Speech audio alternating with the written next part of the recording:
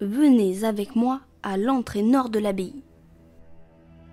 L'oiseau n'y est peut-être pas, mais il faut absolument que je vous montre quelque chose.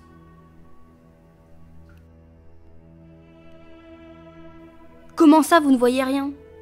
Mais si, levez la tête, en haut du portail. Devant vous se tient un chef-d'œuvre du XIe siècle, un tympan, probablement un des premiers tympans sculptés, ou du moins ce qu'il en reste. Mettez vos lunettes, je vais vous expliquer. Quelque part, cette scène est un peu comme un combat de boxe. À ma droite, puissant et rapide, le taureau ailé. Dans l'imagerie chrétienne, il symbolise Saint Luc. D'ailleurs, il figure dans le Béatus. À ma gauche, féroce et cruel, le lion ailé.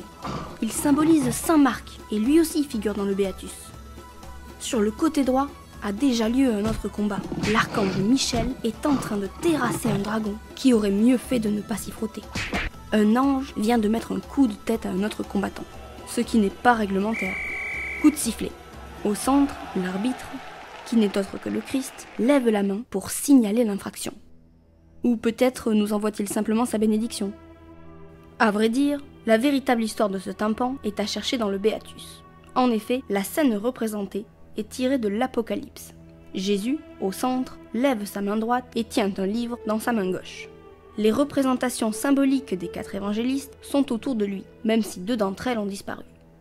À droite, Saint Michel terrassant le dragon symbolise la victoire du Christ sur le péché.